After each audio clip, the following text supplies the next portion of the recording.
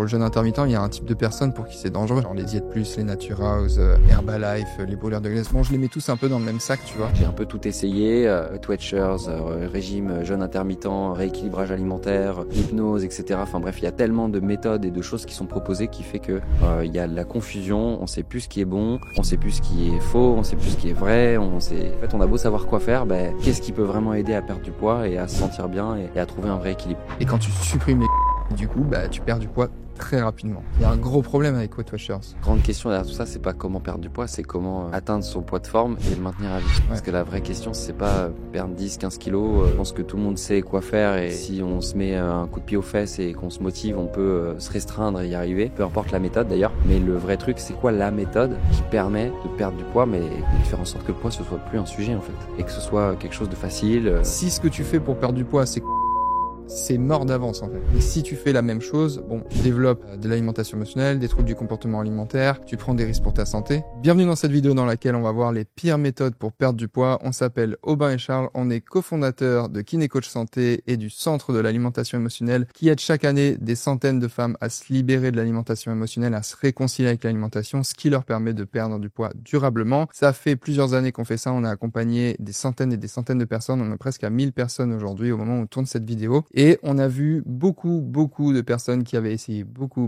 de méthodes pour perdre du poids, beaucoup de tentatives. Et dans cette vidéo, on va les faire une par une sur les principales méthodes qu'elles ont essayées. Et on va vous dire un peu ce qu'on en pense, les contextes, quand est-ce que ça peut être pertinent, que ce soit Weight Watchers, les compléments alimentaires, le jeûne intermittent, le sport, les rééquilibrages alimentaires, mais des approches aussi plus émotionnelles comme l'hypnose, les psychologues, tout ça, c'est des choses qui ont été beaucoup essayées par les personnes qu'on a accompagnées. Donc on va voir un peu comment on peut apporter aussi plus de clarté sur dans quel ou quel contexte ça peut être pertinent de faire telle ou telle méthode. Je pense que c'est quelque chose qui va aussi beaucoup aider les personnes qui vont voir cette vidéo, peut-être, dont vous faites partie. Ouais, surtout que en fait, il y a tellement d'informations. Tu vois, c'est directement, quand tu es sur Internet et que tu cherches à perdre du poids, il y a une masse d'informations contradictoires qui fait que c'est souvent ce qu'on entend comme retour. En fait, je suis perdu. J'ai un peu tout essayé, Twitchers, régime jeûne intermittent, rééquilibrage alimentaire, hypnose, etc. Enfin bref, il y a tellement de méthodes et de choses qui sont proposées qui fait que il y a de la confusion, on sait plus ce qui est bon, on sait plus ce qui est faux, on sait plus ce qui est vrai, en fait, on a beau savoir quoi faire,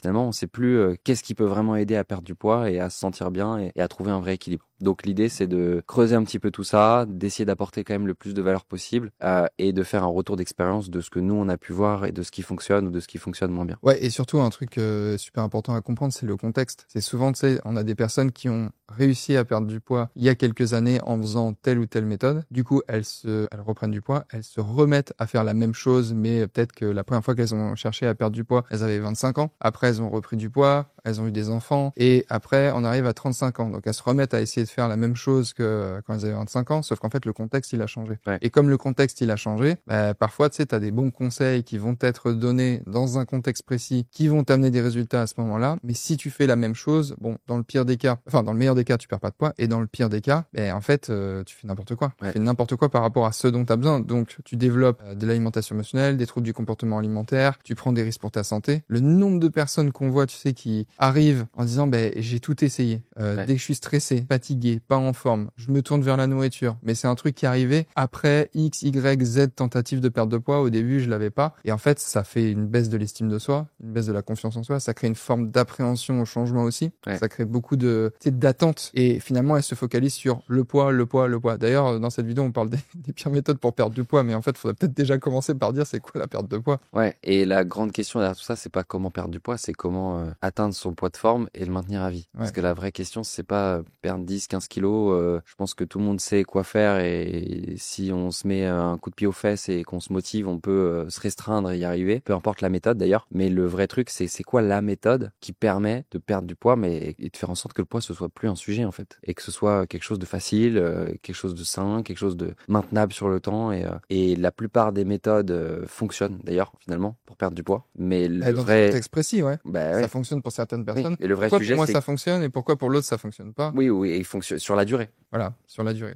sur la durée. Bah, moi, le premier sujet que j'aimerais qu'on aborde, c'est les trucs genre compléments alimentaires. Tu sais, genre les Diète Plus, les Naturhaus, Herbalife, les brûleurs de graisse. Bon, je les mets tous un peu dans le même sac, tu vois. Ouais. Parce que souvent, on va te dire, oui, alors nos produits, ça, c'est brûleurs de graisse, zone ciblée, machin. Enfin, tu sais, il y a aussi beaucoup de fausses idées, de fausses croyances. Malheureusement, beaucoup d'entreprises qui vont jouer un peu sur ce que les gens veulent, en fait. Ils veulent perdre du poids facilement, rapidement, idéalement, s'il y a des gélules, des pilules magiques. Ouais. Ça va créer ce truc de ah ok ben je fais les bonnes actions. Mais c'est quoi exactement ce que tu peux expliquer par exemple là t'as dit Herbalife, Diète Plus, c'est quoi exactement le principe? Bah, le principe en gros c'est on va te dire prends tel ou tel produit, prends tel ou tel complément alimentaire. Souvent c'est des trucs sur lesquels il n'y a pas beaucoup d'appui scientifique lié à la perte de poids parce que déjà ça n'existe pas en fait. Des trucs qui vont améliorer ta santé, y contribuer, oui, dans certains contextes, certains compléments alimentaires ça peut être intéressant. Mais là comme l'objectif c'est de perdre du poids, je trouve que c'est un peu fallacieux parce qu'en fait les gens ils arrivent, tu sais c'est des boutiques, elles ont pignon sur rue, genre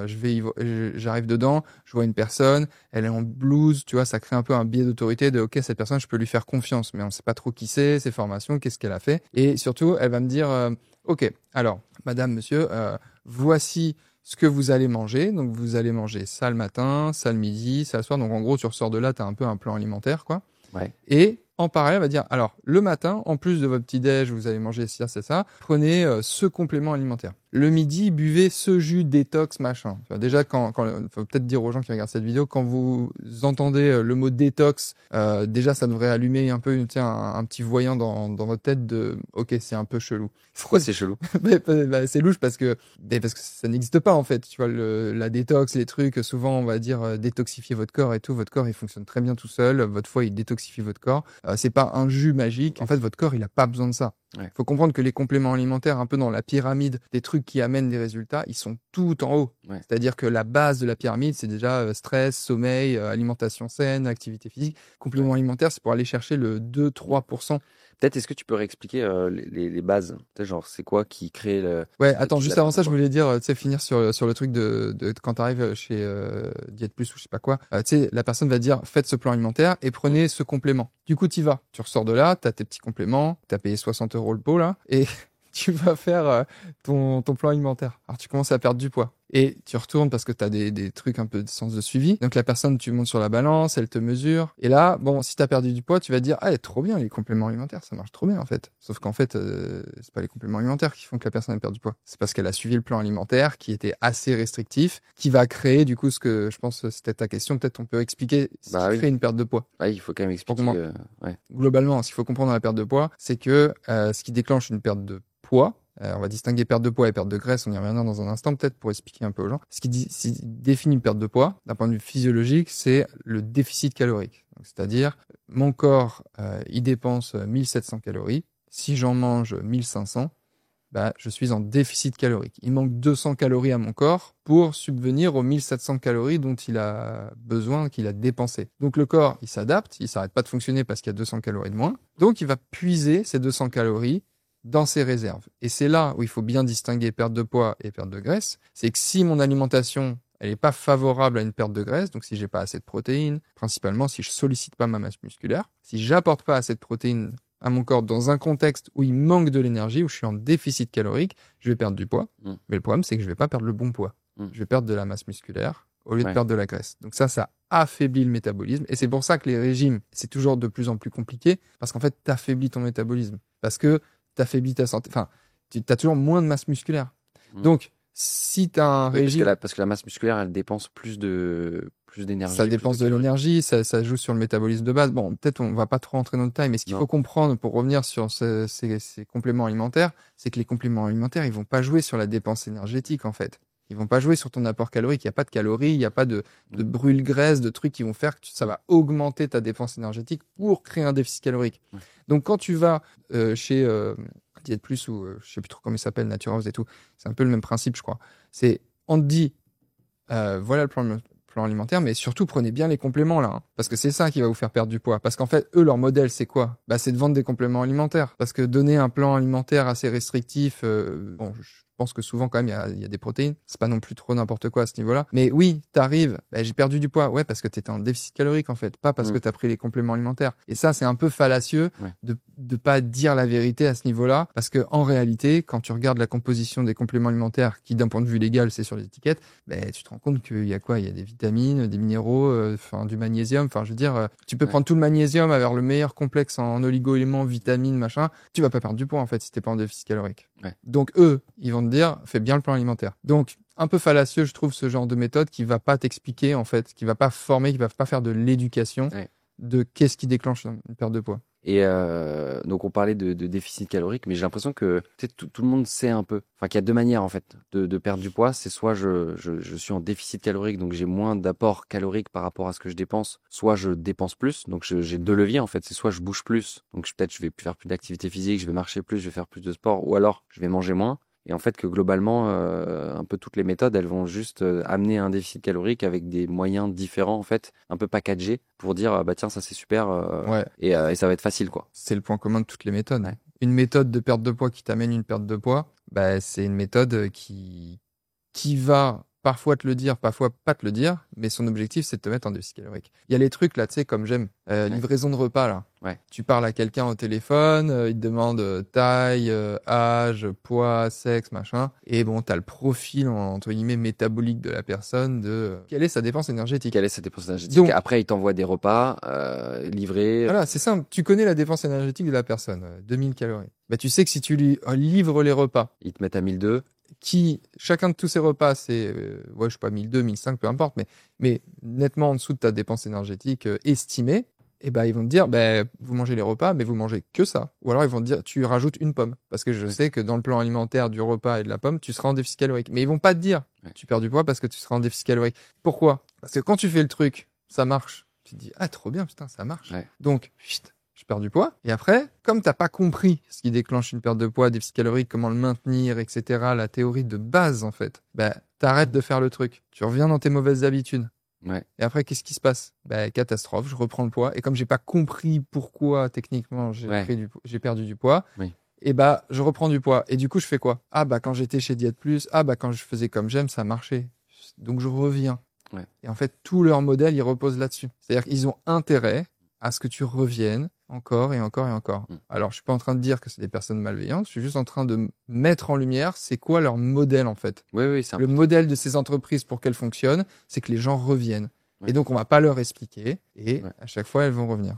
Et alors, moi, ça me fait rebondir, du coup, sur nous, des femmes qu'on accompagne, il y a une méthode qui revient souvent, c'est Weight Watchers. Elles ont quasiment toutes faites. Et d'ailleurs, c'est quand même une des méthodes où, à chaque fois, on nous dit qu'elles ont eu des bons résultats. Souvent, elles ont perdu du poids pendant un temps. Après, souvent, il s'est passé quelque chose qui ont fait que finalement, elles sont sorties du cadre, elles ont repris et puis finalement, elles sont passées à autre chose. Mais tu pourrais expliquer un petit peu du coup, qu'est-ce qui, selon toi, pourquoi ça marche et pourquoi ça marche pas sur le long terme? Il y a un gros problème avec Weight Watchers. Déjà, ce truc, c'est que on va pas appeler un chat un chat. Alors pourquoi on n'appelle pas un chat un chat? Le principe de Weight Watchers, c'est quoi? C'est compter les points. Donc oui, c'est vrai que pour pas mal des personnes qu'on accompagne, elles vont dire ouais, c'est quand même l'un des trucs qui avait le mieux marché. Ok. Et là, tu te rappelles aussi, souvent, il y en a beaucoup qui vont dire par contre, c'est aussi ce truc-là qui a été le point de départ de mes grosses prises de tête alimentaires et du fait que je développe un rapport émotionnel avec la nourriture parce que en fait, j'ai catégorisé les aliments. Parce que le principe de Weight Watchers, et c'est le gros problème de Weight Watchers, c'est que tu as ce système de points. Sauf que les points, au lieu d'appeler un chat des calories, on va appeler ça des points. Parce que ça va peut-être gamifier un peu le truc, ça va devenir... la gamification, pour ceux qui savent pas, c'est le fait de rajouter une composante un peu de jeu dans une activité. Et ça, il y a des données scientifiques qui montrent que effectivement, on a tendance à maintenir des choses qui sont gamifiées. Donc j'imagine qu'il y a peut-être un lien avec ça part d'une bonne intention, mais le problème, c'est que sur les aliments de la vie de tous les jours, il n'y a pas marqué ce truc-là, c'est 3 points, ce truc-là, c'est 4 points, ce truc-là, c'est 2 points. Alors du coup, tu sors ton truc là. Alors maintenant, il y a une application, mais le Weight Watchers à l'ancienne. Tu sais, moi, j'ai grandi dans les années 90. Et genre, je me souviens vraiment ce truc de... Tu sais, genre, ils avaient les listes avec, alors, aliments machin, 3 points. Alors, tu étais là en mode un peu, tu sais, alchimiste, quoi. Genre, tu te prends la tête avec tous les trucs, comme les calories d'ailleurs à la base. Sauf que maintenant, t'as les applis. Sauf que autant tu prends n'importe quel aliment dans le commerce, sauf si c'est un produit non transformé comme des fruits, des légumes, de la viande chez le boucher. Mais tout aliment qui est sous packaging, légalement, ils sont obligés de mettre leur valeur calorique et en termes de macronutriments, protéines, lipides, glucides, etc. et la teneur en acides gras saturés notamment. Ouais. Donc, si tu comprends ce que c'est que les calories, etc., et encore une fois, c'est la théorie de base, c'est pas très compliqué. Ouais. Bah, en fait, si tu as un minimum d'éducation alimentaire, tu es capable de déchiffrer une étiquette dans le commerce, et donc, tu vas être capable de faire des meilleurs choix alimentaires. Le problème de Weight Watchers, c'est qu'en fait, vu qu'on n'appelle pas un chat, on n'appelle pas les calories, on les appelle des points. Et en fait, on ne te dit pas que la perte de poids, c'est un déficit En fait, calorique. c'est une manière de compter ses calories. Manière de compter les calories. En fait, on sait que si tu as le droit... que... Mais en fait, c'est la même chose. C'est la même théorie de base. C'est pour ça que je trouve encore une fois que c'est une méthode qui n'est pas viable sur le long terme. Toute ta vie, tu vas pas te dire, alors ça, c'est 3 points Weight Watchers, ça, c'est 2 points. Par contre, toute ta vie, si tu sais que le chocolat, c'est un aliment qui est particulièrement riche en calories, qui a une densité calorique forte, comme on dit. Donc la densité calorique, c'est le nombre de calories pour 100 grammes. Que les oléagineux, ça a une forte densité calorique. Donc les oléagineux, c'est quasiment entre 600 et 700 calories pour 100 grammes. Ouais, si tu comprends ce principe de densité calorique, les oléagineux, on m'a dit, c'est bon pour la santé. Ça contient des bonnes graisses. Mais si t'as pas compris que c'est un aliment qui est hyper calorique et que t'en manges comme si, juste tu te dis, plus j'en mange, plus je suis en meilleure santé. Puisqu'on me le dit dans les magazines, dans les médias. Si t'as pas compris ça, bah, t'as encore des centaines et des centaines de calories qui rentrent à l'échelle de ta semaine et du mois, et donc tu peux prendre du poids en mangeant sainement. C'est pour ça que le rééquilibrage alimentaire, bah, en fait, c'est bien, tu manges bien, mais si t'as pas compris la base de la base, pourquoi tu manges, de ce que c'est qu'une assiette, un déficit calorique, tu recrées la boucle tout le temps, peu importe la méthode que tu fais en fait. Du coup, on peut parler aussi du comptage des calories, parce que là, tu parlais de Weight Watchers, ouais. Mais qu'est-ce que tu penses de moi, si demain je veux perdre du poids, bah, compter mes calories en fait. Ouais, bah oui, parce que c'est vrai que là, je tire un peu sur les points Weight Watchers et du fait que c'est pas forcément bien, et du coup, ça pourrait sous-entendre que je recommande plutôt de compter les calories. Alors, compter les calories, c'est une méthode comme une autre pour perdre du poids. Il y a un peu avantage-inconvénient, tu vois. Ouais. Si tu veux, moi je parle un peu des inconvénients, peut-être tu pourras parler des avantages après, mais bon, principal inconvénient de compter les calories toute sa vie, bah, c'est qu'en fait, on voit plus la nourriture pour ce que c'est, mais plus comme quelque chose de chiffré. Ouais. Alors que la nourriture, avant d'être un nombre de calories pour 100 grammes, bah, c'est de la texture, c'est des couleurs, c'est des apports en micronutriments, parce que oui, on parle en calories, mais il y a aussi ce qu'il y a derrière, la qualité de l'alimentation. Toutes les calories se valent pas. Les vitamines, les minéraux. Ouais, bien sûr. L'inconvénient un peu de tout ça, c'est qu'on peut développer un peu une forme d'obsession sur les calories, alors que ce qui compte vraiment, c'est plutôt de juste déjà d'avoir un minimum d'éducation. C'est-à-dire de comprendre, ok, il y a des aliments, ils sont plus caloriques que d'autres. Parler des oléagineux il y a un instant, donc les amandes, les noix, les fruits à coque et tout. Le jour où j'ai compris que ça, c'est bon pour la santé, mais il faut que ça reste en petite quantité pour pas, en fait, détériorer ma santé parce que ça va me faire prendre du poids, parce que la prise de poids détériore la santé. Donc oui, tu peux en fait détériorer ta santé en augmentant ton poids juste parce que tu manges trop d'aliments bons pour la santé. C'est tout le paradoxe du truc. Donc l'inconvénient un peu de compter ses calories, c'est de finir par catégoriser les aliments comme « Ah, ça, c'est trop calorique, du coup, j'en mange plus ». Typiquement, les oléagineux, il y a quand même des bonnes données, tu vois, concernant la santé du fait d'en intégrer en petite quantité de manière régulière, parce qu'il y a des bons acides gras. Okay. Tu veux parler un peu des avantages ? Bah, les avantages que je vois, c'est quand même que du coup, ça permet tu parlais d'être éduqué. Compter ses calories, ça permet sous une forme d'être, c'est un côté un peu éducatif. Tu vois, par exemple, moi, je sais pas, je sais que ça m'a aidé quand même sur un temps de compter, tu te dis, je compte mes calories pendant 2-3 semaines avec mon application pour regarder, tiens, quand je mange ça, ok, c'est quoi les quantités de glucides, c'est quoi les quantités de protéines, c'est quoi les quantités de calories qu'il y a dedans. En tout cas, ça peut aider. Mais je pense que, en tout cas, nous, des clientes qu'on accompagne, des femmes qu'on a au quotidien, nous, on n'utilise pas cette méthode-là. Non. Et il n'y a pas besoin d'aller autant dans le détail pour 90-95% des cas. Je pense que ça peut être intéressant. Je crois qu'on en parlait d'ailleurs la fois dernière. C'est plutôt peut-être pour des personnes qui veulent atteindre un niveau un peu performance, quoi. Je sais pas, par exemple, oui, c'est clair. Je sais pas si je suis à 64 kilos et que je veux être à 60 kilos et que je suis une femme et que je fais 1m70. Pour aller chercher les 2-3 kilos de graisse, il faudra un peu plus de précision. Il faudra de la précision, donc il va falloir aller dans le détail. Et le détail, ça va être... à l'erreur. Voilà, t'as moins le droit à l'erreur. Donc les détails, ça va être quoi ? Ça va être d'aller regarder les chiffres. Et les chiffres, ça va être d'aller regarder les calories, les quantités de glucides, etc., de protéines. Maintenant, il n'y a pas besoin de devenir un expert en diététicien, nutritionniste pour juste avoir un poids d'équilibre, être en bonne santé. Et ça, il y a plein d'autres façons de le faire en fait. Je reviens un peu sur un inconvénient aussi que je voulais dire pour notamment pour le profil de personnes qu'on accompagne. Donc typiquement des personnes qui souffrent d'alimentation émotionnelle, qui ont vraiment un rapport émotionnel avec la nourriture. Là, l'une des pires stratégies en fait, c'est de compter les calories. C'est-à-dire que quand tu as une obsession avec la nourriture, une obsession alimentaire, l'un des pires trucs à faire en fait, c'est de focaliser son attention sur alors c'est tant de calories, etc.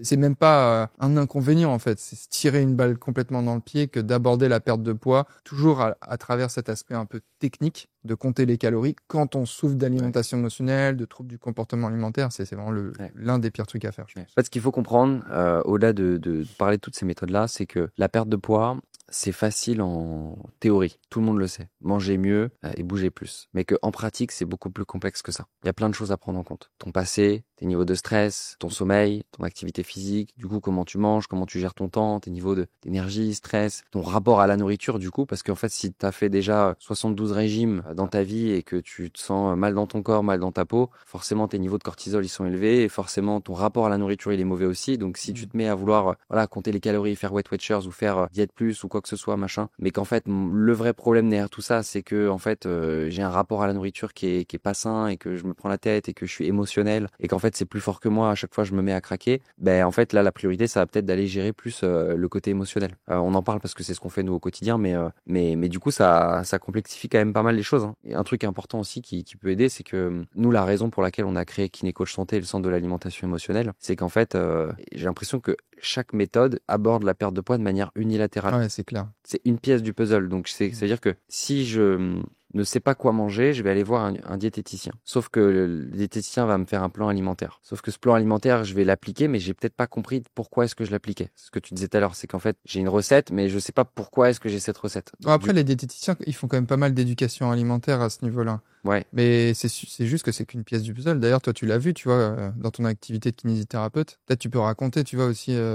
Oui, ben justement, c'est ça, c'est qu'en fait, tu abordes le truc de manière unilatérale. Donc en fait, tu as le quoi manger. Mais en fait, tu t'es pas intéressé à est-ce que la qualité de ton sommeil, elle est bonne, par exemple. Je te donne un exemple. Mais une fois que j'ai fait le sommeil et la nutrition, bah, quel est mon rapport à la nourriture, mon rapport à moi-même, mon rapport à mes émotions? Si ça, je l'ai pas résolu, bah, je peux faire tout le reste. Ça va pas marcher. À l'inverse, si je suis hyper bien avec moi-même et que j'ai une bonne gestion émotionnelle, mais que j'ai aucune éducation alimentaire, bah, ça va pas marcher. Donc à chaque fois, c'est tout un ensemble de pièces du puzzle qu'il va falloir mettre en place les unes après les autres pour que ça fonctionne. Et c'est vrai que moi, je le voyais beaucoup quand j'étais kinésithérapeute. J'accompagnais des personnes qui avaient des douleurs de dos chroniques, qui avaient des problèmes physiques. Donc forcément, on est kiné, on règle des douleurs, quoi. En gros, c'était mon métier. Sauf que moi, ce qui m'a frustré là-dedans, c'est que 30 minutes par patient, des protocoles, oui, faire de l'activité physique, manger mieux. J'avais beau donner plein de conseils en fait aux patients que j'accompagnais, ils avaient des résultats sur un temps. C'est-à-dire que ils venaient en séance, on faisait des exercices et je me basais vraiment sur du evidence-based, donc des trucs qui sont quand même validés scientifiquement. Ben ça fonctionne pendant un temps, mais pourquoi est-ce que ça fonctionne pas sur la durée? Pourquoi pour certaines personnes ça fonctionne pas? Parce qu'en fait, je me suis rendu compte qu'il y avait d'autres pièces du puzzle en fait qui étaient pas prises en compte. Et c'est là que en fait, qu'est-ce que vous mangez? Comment vous vous sentez? Qu'est-ce que vous avez vécu dans votre passé? Qu'est-ce qui a fait que? Et en fait, on se rend compte que ce qu'il faudrait dans un monde idéal, là je parle par exemple pour des personnes qui ont des douleurs chroniques, des problèmes de dos, etc., c'est qu'il aurait fallu peut-être avoir une équipe pluridisciplinaire, tu vois, un espèce de centre où il y a un kiné, un psychothérapeute, un diététicien, voilà, toute une équipe qui entoure une personne pour l'aider sur tous les pôles de sa vie et faire en sorte que petit à petit, étape par étape, il y a tout qui se mette en place dans le bon sens et là, ça fonctionne sur la durée parce que la personne, elle a trouvé l'équilibre. Et ça n'existe pas forcément parce que les professionnels de santé, c'est pas le modèle en fait, ils sont formés qu'à une compétence. Et c'est aussi la raison pour laquelle moi, à la toute base, j'ai voulu créer Kiné Coach Santé, cet accompagnement en ligne, que je me suis associé avec toi parce que toi, tu avais les compétences sur la partie nutritionnelle, sur la physiologie, sur l'expertise de la perte de graisse et qu'après, on s'est associé aussi avec des psychothérapeutes, des diététiciens qui accompagnent au quotidien les femmes qui viennent vers nous. Mais ce côté un peu pluridisciplinaire, il n'existe pas dans le système classique. Donc c'est cool, ça se crée, mais j'ai l'impression que sans ça, c'est quand même compliqué. En tout cas pour des personnes qui sont vraiment en difficulté et qui sont un peu en errance, soit thérapeutique, soit en tout cas sur leur projet de se sentir mieux dans leur corps et mieux dans leur peau et perdre du poids. Bah en fait sans ça, je vois pas comment c'est possible. C'est compliqué. T'as bien résumé aussi la raison pour laquelle on a un taux de succès qui est 100, 200, 1000, 10 000 fois supérieur à toutes les autres méthodes en fait. Ouais. Et donc si on parle un peu des... Parce que on aborde la question de manière multifactorielle. Ouais. Tu parlais ton activité de kiné. Moi, je voudrais qu'on parle rapidement du sport. Un peu, tu vois, l'impact du sport dans la perte de poids. Ouais. Il y a quand même un gros problème avec le sport. En pour gros, la perdre de méthode, poids. faire du sport pour perdre du poids, est-ce Ouais. que c'est bien ou est-ce que c'est pas bien? Il y a quand même un gros problème avec le poids. C'est quoi le problème avec le poids? Non, c'est C'est quoi le problème avec le sport? avec le sport. Il y a quand même un gros problème avec le sport, en fait, quand tu veux perdre du poids. C'est que souvent, t'as sport et sport. T'as activité de type cardiovasculaire, activité à composante plutôt renforcement musculaire. Tu vois, si on met un peu ce type d'activité dans des cases Tu peux différentes. donner des exemples peut-être? Renforcement musculaire. Musculation, activité reine qui va solliciter tous tes muscles par définition, c'est le but de cette pratique. Sinon, des sports plus complets. Tu vois, je sais pas si tu as des exemples de sports assez complets qui te viennent. Bah, je sais pas, la natation, Voilà. le fait de faire de la danse. Voilà, donc danse, natation, tout ça, on va dire, c'est des sports qui ont plutôt aussi dans la préparation physique liée au sport. Tu vois, notamment pour la danse, tu vois, t'as aussi d'autres trucs en fait de renforcement musculaire liés. Ça va solliciter tes muscles d'une certaine manière. Et de l'autre côté, t'as plus les activités de type cardiovasculaire, donc je sais pas, vélo, tapis de course et tout. Et souvent, tu sais, on a beaucoup de personnes qu'on accompagne qui sont passées par les méthodes, tu sais, les HIIT. Même si les HIIT, ça sollicite pas mal Ouais, ça solide quand même bien la masse musculaire, mais en général. Mais comme il y a aussi une grosse composante cardio, ce que les gens savent pas avec le cardio, c'est le problème du cardio, c'est que ça augmente les niveaux de faim. Donc si je cherche à perdre du poids, que je cherche à être en déficit calorique, que j'en ai conscience ou non de ce que c'est qu'un déficit calorique, mais en gros je cherche à perdre du poids, et que j'augmente mon activité physique, souvent c'est allez, à partir de la semaine prochaine je vais courir. Le pire truc c'est je me lève, je vais courir tous les matins et je tiens une semaine ou 3 jours. C'est quoi la dépense calorique à peu près quand tu cours pendant 1 heure? T'as une idée ou pas? Ça dépend un peu l'intensité, mais entre 300 et 500 calories. Ouais, voilà, ça dépend de ton poids, mais ouais, c'est à peu près ça. Entre 300 et 500 calories, je vais dépenser si je vais courir pendant 1 heure. Sauf qu'en fait, comme tu disais, il y a des études scientifiques qui montrent que courir 1 heure, en fait, va avoir comme tendance à augmenter les niveaux de faim. Ouais, et aussi à te rentrer un peu feignant sur le reste de la journée de manière inconsciente. C'est-à-dire, tu auras moins envie de marcher, tu auras plus envie de rester assis. Comment on appelle ça, l'actif sédentaire? C'est le NEAT, quoi. Tu sais, NEAT, c'est non-exercise activity le sportif sédentaire. C'est-à-dire oui, sportif sédentaire. C'est-à-dire que t'es sédentaire, t'es très sédentaire toute ta journée, donc t'es beaucoup assis, beaucoup au bureau, beaucoup beaucoup en train de pas bouger, et tu vas faire du sport par contre à côté. Ouais. Et en fait, le truc, et alors pour le coup, juste en termes de dépenses énergétiques, hein, tu vas courir 1 heure, t'as dépensé 500 calories. Sauf que c'est facile de les manger. Déjà, c'est facile de les manger. Imagine, ça augmente tes niveaux de faim. Et en plus, ça te rend un peu feignant sur le reste de la journée où t'as plutôt envie de rester assis. C'est pour ça que d'ailleurs, nous, beaucoup, pour les personnes qui disent, mais moi, j'aime courir, en fait. J'aime faire du vélo. Donc, comment je peux le maintenir? Souvent, on va avoir tendance à leur recommander de le faire en fin de journée. Parce qu'en fin de journée, elles se seront déjà tapées toute leur journée active, en ayant mis de la conscience sur, je vais marcher, je vais faire des choses. Elles auront pas eu des niveaux de faim qui auront été augmentés à cause de cette activité-là. Ouais. Donc, plutôt fin de journée. Ouais. Et de toute façon, s'il y a un dîner qui est cohérent et qui est stratégique, oui, peut-être t'as plus faim parce que t'as fait ta séance de cardio en fin de journée, mais en fait, tu manges direct derrière, après tu vas te coucher, tu vois. C'est ça. Et l'impact. C'est aussi une question de stratégie. Exactement. Et l'impact du sport sur la perte de poids directement, il est en pourcentage versus la nutrition, c'est pas énorme. C'est-à-dire que peut-être l'activité physique, ça sera peut-être 20% des résultats. Et puis tout ce que tu vas mettre dans ton assiette, ça va être les 80% restants. Ouais. Maintenant, par contre, 90-10. Franchement, on se sous-estime trop. En fait, on met trop sur un piédestal le sport pour une perte de poids. Le sport, c'est bien pour rester en bonne santé, en fait, pour solliciter sa masse musculaire. Oui, et c'est ça qui est important de dire, c'est que le sport, dans le but de perdre du poids, ça va pas être le truc le plus stratégique, direct et la chose en mode magique. Mais par contre, en fait, il faut en faire. C'est ça le paradoxe. Faut en faire pour rester en santé. Voilà, c'est que c'est pas faire du sport pour perdre du poids, mais c'est faire de l'activité physique, du sport, quelque chose que tu aimes et qui te fait du bien et qui au mieux sollicite l'ensemble de ta masse musculaire pour être bien dans ta peau, bien dans ton corps et en bonne santé. Et ça, je trouve ça hyper intéressant, c'est que en fait le fait de faire plus d'activité physique dans ta vie, donc peut-être 30 minutes, 1 heure par jour d'activités diverses et variées, va amener pas un impact direct sur la perte de poids, mais plutôt un impact direct sur comment on se sent. Et comment on se sent va avoir un impact direct aussi sur du coup nos choix alimentaires. C'est que ça va dans l'autre sens, en fait. C'est, je fais du sport, pas parce que ça fait brûler des calories, parce que ça fait perdre du poids, mais c'est plutôt je fais du sport parce que quand je fais du sport, je me sens mieux, je suis moins stressé, je gère mieux mes émotions, et du coup, je vais faire des choix alimentaires qui sont quand même plus en accord avec la moi que j'ai envie d'être. Ouais. Et donc, du coup, ça me fait perdre du poids. Donc, en fait, c'est indispensable. C'est un truc hyper important dans la pyramide, mais c'est pas le truc en mode je fais du sport pour perdre du poids. C'est la boucle, elle est un petit peu différente parce que c'est important l'intention avec laquelle on fait les choses. Si je me lève en me disant putain, il faut que je fasse ma séance de sport parce que j'ai envie de perdre du poids, je vais pas être du tout dans le même mood que si je me dis je vais aller marcher 30 minutes ou je vais aller faire ma séance de danse ou je vais aller faire du tennis ou je vais aller à la natation avec mon fils pour passer un bon moment parce qu'en plus ça me fait du bien parce que je suis en meilleure santé et ensuite une fois que j'ai fait mon sport, je me sens heureux et j'ai envie du coup de me faire un bon petit plat avec des bonnes vitamines parce que ça me fait du bien à mon corps. Et là, je suis dans un cercle vraiment beaucoup plus positif. Là, par contre, on est sur quelque chose de qualitatif. Ah, c'est une boucle de renforcement positif. Ouais. Je voulais parler aussi d'une autre méthode qui a été énormément essayée par les personnes qu'on accompagne, c'est le jeûne intermittent. Ah ouais, le jeûne intermittent. Ouais, pour le jeûne intermittent, il y a un type de personnes pour qui c'est dangereux. Et ce type de personnes, c'est les personnes qui ont un problème de relation alimentation. Donc, en fait, justement, les personnes qu'on accompagne, elles ont beaucoup fait ce truc-là et ça n'a fait que amplifier le problème parce que, en fait, le principe du jeûne intermittent, c'est quoi? C'est un peu comme compter les calories. C'est-à-dire, c'est beaucoup d'attention sur ce que je vais manger, en fait. Je veux perdre du poids, je mets de l'attention sur ma nourriture, alors que tu viens de le dire, quand tu veux perdre du poids, mieux vaut faire attention d'abord à augmenter ses niveaux de bien-être. Pourquoi tu dis que c'est mettre l'attention sur ce que je vais manger, alors que le jeûne intermittent, c'est je mange pas?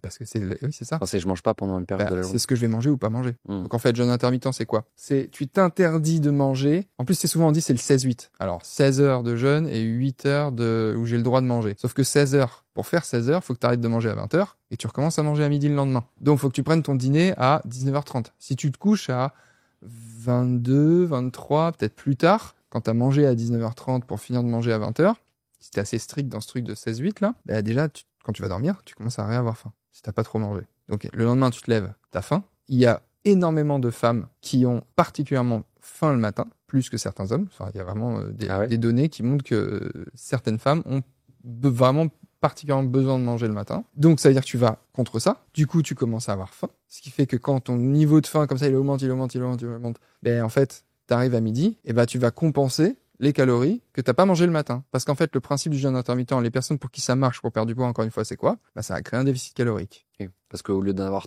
3 repas, j'en ai que 2. Voilà. Et alors, pourquoi certaines personnes, et la plupart de nos clientes, c'est ça, c'est pourquoi, en fait, elles sont passées par le jeûne intermittent et ça a marché un temps. Et puis après, elles ont continué à faire le jeûne intermittent en ayant toujours encore faim le matin, mais en serrant les dents, en arrivant jusqu'à midi pour manger. Et pourquoi, en fait, il y a un moment, elles perdent plus de poids? Parce qu'en fait, elles ont tellement faim qu'elles sont plus en déficit calorique parce que elles vont surcompenser l'apport calorique qu'elles n'ont pas eu le matin sur le reste de la journée. Donc, encore une fois, ce qui fonctionne pour perdre du poids, c'est le déficit calorique. Mais du coup, il y a quand même beaucoup de personnes qui adorent le jeûne intermittent, qui disent que ça leur fait du bien, qui voient plein de bénéfices. Donc, c'est quoi les bénéfices est-ce qu'il y a des bénéfices pour toi quand même Ouais, il y a des bénéfices supposés. Il y a pas mal de données. Ça dépend. C'est très contextuel, mais il y en a qui notent une meilleure attention le matin, une meilleure sensibilité à l'insuline. Enfin, c'est toujours un peu contextuel, quoi. C'est toujours contextuel. Ouais. Par exemple, ce qui est important de dire, c'est qu'on n'est pas en train de dire le jeûne intermittent, c'est pas bien, faut pas le faire. Si vous aimez pas petit-déj le matin. Oui, voilà, exactement. Si t'aimes pas petit-déj le matin, tu vas pas te forcer à petit-déj. Oui, t'as des gens qui n'ont jamais pris de petit-déj. Et qui font le jeûne intermittent par nature. Par nature. Donc ces gens-là, typiquement, on va pas forcément leur recommander de manger le matin. Non, voilà. En fait, c'est important de le dire. C'est déjà leur mode de fonctionnement. Ouais,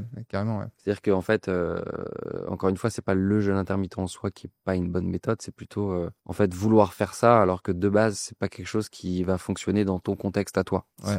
Et à l'inverse, si t'as essayé le jeûne intermittent, qu'en fait c'est trop bien et que t'as plus d'énergie, que tu te sens mieux et que ça fonctionne pour toi, génial en fait. Je pense que... Et en tout cas, c'est pas une méthode miracle. Je trouve que c'est un peu surcoté, la manière dont on va le vendre. Tu vois, souvent les gens vont vraiment vendre le jeûne intermittent comme le nouveau truc, le truc. Et surtout pour des personnes en fait qui de base mangent le matin, qui ont un problème de relation à l'alimentation, Ouais. Là, du jour au lendemain, on leur dit enlever le petit-déj, c'est super problématique, quoi. C'est vraiment, ça va amplifier ce truc de. Ouais. Déjà, j'ai une relation émotionnelle avec la nourriture, mais en plus, je vais avoir encore plus faim. Ouais. Parce qu'il faut vous dissocier aussi la faim physiologique de la faim émotionnelle. C'est deux choses complètement différentes. Et quand je souffre d'alimentation émotionnelle, si en plus je gère mal mon alimentation. C'est quoi la différence entre faim physiologique et faim émotionnelle? Faim physiologique, c'est mon corps a besoin de manger. Faim émotionnelle, c'est en fait, je viens de terminer mon repas, je vais pas bien, je suis stressé, fatigué. Ben en fait, je vais commencer par manger un carré de chocolat, puis 2, puis 3, puis après je vais manger le paquet de gâteaux, etc.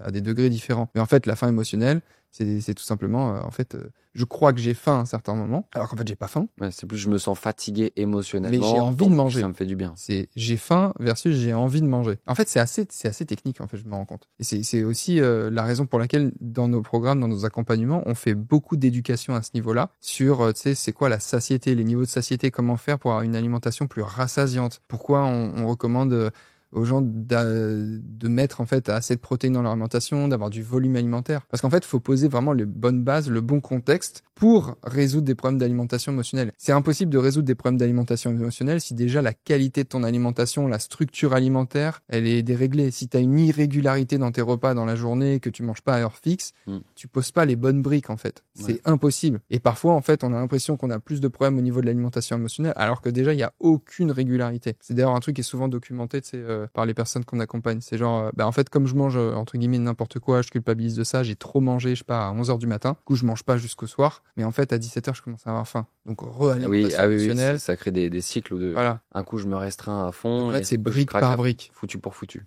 Foutu pour foutu. Donc, en fait, c'est brique par brique. C'est déjà du bon sens sur ça. Ouais. Aussi, une autre méthode dont je voulais qu'on parle rapidement, c'était, les méthodes qui vont baisser fort les glucides, les IG bas, les low carb, voire même arriver sur la diète cétogène. Cétogène? Ouais, enfin, sans aller forcément direct dans la cétogène, mais déjà, t'as un peu les diètes qui vont être très très faibles en glucides. Oui. Il y en a quand même un peu, pas au point où ça arrive à être cétogène. Pour différencier, pour les personnes qui savent pas, la diète cétogène, c'est vraiment une diète qui, à la base, enfin, il y a des très bons résultats en fait chez les personnes qui souffrent d'épilepsie, chez les épileptiques. Donc, c'est des diètes qui fonctionnent bien sur ces personnes-là, mais ça a été un peu détourné. Enfin, je sais pas trop si ça a été créé pour les épileptiques ou si on s'est rendu compte plus tard que ça avait des bénéfices, mais en tout cas, c'est une diète en fait, c'est intenable.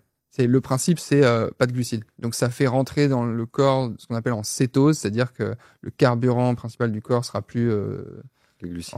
Pour vulgariser, les glucides, et ce sera plus sur les cétones, enfin les corps cétoniques. Et en gros, ce qu'il faut retenir, c'est que t'as pas le droit de manger des pâtes, du pain, du riz, des fruits même. Donc va le tenir en société. Alors oui, ça peut faire perdre du poids rapidement, mais ça fait pas perdre de la graisse rapidement, parce que pour expliquer schématiquement, il y a une rétention d'eau intracellulaire qui est notamment liée à l'ingestion de glucides, et quand tu supprimes les glucides, ça provoque du coup la baisse de cette rétention d'eau. D'accord. Qui est naturelle, et du coup tu perds du poids très rapidement, et tu perds vraiment plusieurs kilos en quelques jours. D'accord. En fait, tu perds de la flotte. Ok. Tu perds pas de la graisse. Donc, si tu te dis, je veux perdre du poids, tu montes sur la balance, tes émotions, elles te disent, quand je perds du poids, je suis content. Quand je prends du poids, je suis pas content. En fait, oui, à court terme, tu vas te dire trop bien. Mais assez rapidement, en fait, ça va revenir. Dès lors que tu remanges des glucides, tu vas refaire de la rétention d'eau naturelle. Et surtout, c'est intenable. Ouais, non, mais c'est surtout ça. Intenable d'aller au resto, t'as rien qui n'a pas de glucides. Ouais, c'est vrai que ça, c'est le truc. Ça ressemble pas à la vraie vie, quoi.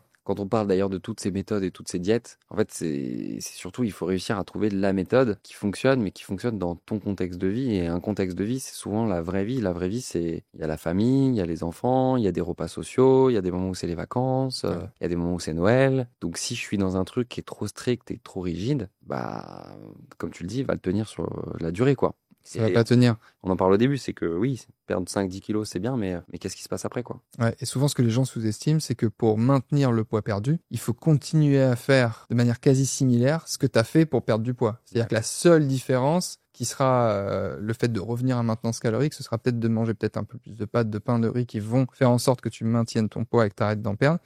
Mais d'ailleurs, ça se fait naturellement, généralement. C'est tu perds du poids jusqu'au moment où, en fait, ce qui était ton déficit calorique avant va devenir ta nouvelle maintenance, parce que comme c'est dépendant du poids que tu pèses, tu dépenses moins de calories quand tu pèses moins lourd. Et en fait, naturellement aussi, c'est ce qui fait que tu vas stabiliser ton poids. Mais si ce que tu fais pour perdre du poids, c'est complètement différent de ce que tu te vois maintenir toute ta vie, c'est mort d'avance, en fait. C'est mort d'avance. Mais je pense qu'il y a beaucoup de personnes qui se disent je vais faire un truc différent d'habitude pour perdre du poids, et une fois que j'aurai perdu du poids, je serai motivé. pour Ouais, où je serais plus heureux quand j'aurais perdu du poids. oui, mais après, du coup, je serais plus motivé pour essayer de tenir sur la durée, etc. Sauf qu'en fait, Jamais. c'est important de prendre le sujet à l'inverse. Mm. C'est plutôt qu'est-ce que je me vois tenir toute ma vie, quel est mon contexte de vie, comment est-ce que je change des choses quand même un peu plus en profondeur, qui vont faire que je me sens mieux, et je me sens mieux, bah, je vais perdre du poids parce que je suis plus motivé, parce que je suis dans un meilleur état d'esprit, je suis dans un niveau de motivation qui est plus important. Et après, c'est beaucoup plus simple comme ça de le maintenir sur la durée. Ça pourrait être intéressant de parler un peu des méthodes plus liées, tu vois, sur le côté psychologique. Beaucoup de nos clientes, elles sont passées par les psys, par l'hypnose, des trucs comme ça. Ouais. Et ce qu'on a remarqué beaucoup, c'est que plus elles ont fait de thérapie avant, quelle qu'elle soit, plus elles ont conscience de, entre guillemets, ce qui va pas dans leur vie, mais souvent il leur manque des outils. Et c'est pour ça que l'une des grandes pièces du puzzle qu'on a chez nous, et c'est pour ça qu'on s'appelle Kiné Coach Santé, c'est qu'on a du coaching, mais pas du coaching sportif, du coaching sur la gestion des émotions, du coaching sur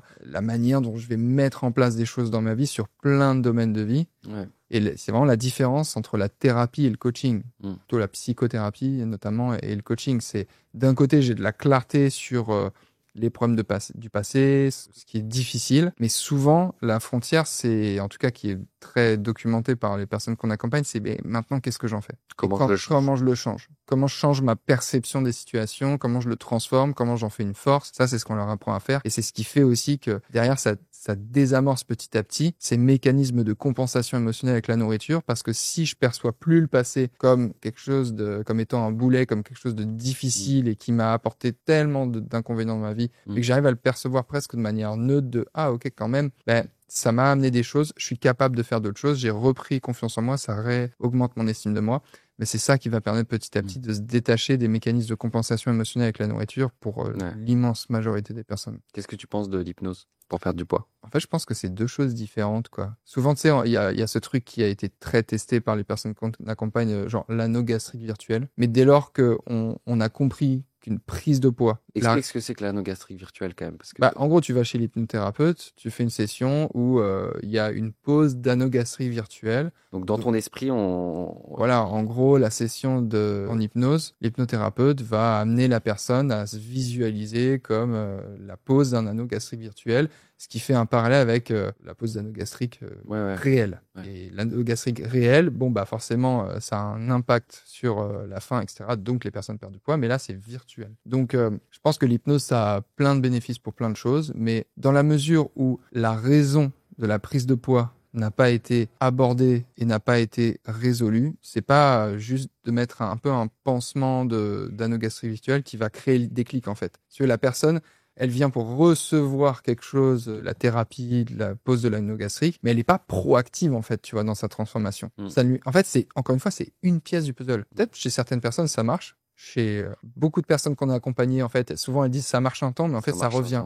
Ouais, ça revient. Pourquoi? Mais c'est toujours le même mécanisme en fait. Tant que t'as pas compris la raison de la prise de poids, que t'as pas mis de la clarté sur comment tes mécanismes d'alimentation émotionnelle ils sont créés, t'as pas traité la cause. Et la cause et comment changer ta perception des situations pour plus vivre les mêmes émotions et pour ne plus avoir besoin de te tourner vers la nourriture. En fait, c'est pas en séance d'une heure que ça va se résoudre. C'est un vrai projet en fait. Ouais. C'est un vrai travail. Et c'est ça souvent, malheureusement, il y a beaucoup de personnes qui sous-estiment beaucoup par le fruit de toutes les méthodes dont on a parlé aujourd'hui. Elles vont croire, parce que c'est aussi la manière dont ces méthodes sont marketées, vendues, que c'est rapide, facile, etc. Ouais. En réalité, ça peut aller assez vite à l'échelle d'une vie. En quelques mois, seulement déjà, on fait des choses qui peuvent poser les fondations de quelque chose qui va être durable et qui se maintient dans la durée. Si et seulement si on aborde les vrais sujets, en fait, les vraies questions. Pourquoi j'ai ce besoin de me tourner vers la nourriture? Dans quel contexte ça arrive? À quelle fréquence? Est-ce qu'il y a des pertes de contrôle? C'est ça, plus ça, plus ça qui fait qu'on arrive à poser les pièces du puzzle. Est-ce que j'arrive à mettre une activité physique que je vais maintenir sur la durée? Est-ce que j'arrive à soigner mon alimentation, à augmenter la qualité de mon alimentation? On parle beaucoup de calories, etc. Mais qu'est-ce qu'il en est de la qualité de l'alimentation? Il y a beaucoup de données qui montrent vraiment que la qualité de l'alimentation va beaucoup jouer, quoi. Ouais, la capacité à trouver du temps pour soi, à prendre soin de soi. Je sais qu'on a beaucoup de personnes aussi qui sont beaucoup prises dans le temps, dans la vie de tous les jours, dans le quotidien, dans le boulot, les enfants, etc. et qui n'arrivent pas à trouver de temps pour elles. Donc c'est comment est-ce que je m'organise aussi dans mon contexte de vie. Après, le but de tout ce qu'on dit, c'est que c'est pas Le but, c'est pas de complexifier la perte de poids et c'est pas de rendre le truc impossible, mais c'est de se dire juste que forcément, surtout si des personnes qui nous écoutent, vous avez la sensation que ça fait longtemps que vous êtes bloqué, que ça fait longtemps que vous vous battez, que ça fait 10, 15, 20 ans, voire peut-être parfois depuis toute une vie, bah il y a rien qui est magique en fait. Et c'est pas compliqué, mais c'est juste que si on veut se libérer de ça vraiment et définitivement, ça marche pas en fait d'essayer à laisser erreur le nouveau truc, la nouvelle méthode. Il va falloir vraiment prendre les choses en main sérieusement, se poser, se faire aider, on parlait de pièces du puzzle, bah, chacune des pièces qui se mettent ensemble. Et pour ça, il y a plein de manières de le faire, se faire accompagner, se faire aider, enfin chercher des professionnels qui peuvent vraiment être les bonnes personnes pour vous aider et qui vont aborder la perte de poids via tous ces axes-là. Et puis avoir vraiment le déclic quoi. Enfin quand je dis déclic, c'est être prêt en fait à changer quoi. Ouais. C'est comme quand quelqu'un arrête de fumer. On n'arrête pas de fumer en essayant d'arrêter de fumer. Ça n'existe pas une personne qui se dit tiens je vais essayer d'arrêter de fumer et puis demain elle arrête en fait. Les personnes, si vous avez été fumeur et que vous avez arrêté, le jour où tu arrêtes, c'est quand tu as pris une décision. C'est j'arrête, c'est aujourd'hui c'est fini, il se passe un truc qui fait que maintenant j'arrête quoi. Et c'est la même chose avec le poids. Par contre c'est un peu plus complexe, donc derrière il faut mettre en place les choses, avoir les bons outils pour que ça change. Ouais, parce que contrairement à arrêter de fumer où entre guillemets il suffit de plus juste avoir des cigarettes à proximité, quand on souffre d'alimentation émotionnelle, il suffit pas d'arrêter de manger. Tu dois manger tous les jours. Donc tu vas pas supprimer la nourriture de ta vie. Donc il va falloir apprendre à faire copain et à être ami avec la nourriture. Bon, c'est pas mal. On a vu pas mal de méthodes. Bah ouais. Dites-nous dans les commentaires si ça vous parle, ce qu'on vient de vous partager. Dites-nous s'il y a des méthodes qu'on n'a pas abordées et que vous aimeriez qu'on aborde dans une prochaine vidéo. Dites-nous aussi... voilà, Qu'est-ce que vous avez essayé? Ouais, dites-nous ce que vous avez essayé par le passé, qu'est-ce qui a marché pour vous, qu'est-ce qui n'a pas marché. Faites-nous un retour aussi sur ce format-là, à savoir si ça vous a parlé, si ça vous a aidé. Et puis, n'hésitez pas à regarder aussi les autres vidéos de la chaîne. On partage beaucoup de contenu, beaucoup de ressources sur comment perdre du poids, bien sûr, mais comment aussi mieux gérer sa relation à la nourriture, la partie émotionnelle, toutes ces choses-là. Donc voilà, tout est en description. N'hésitez pas à aller faire un tour. Et nous, on vous dit à très vite pour une prochaine vidéo. Ciao.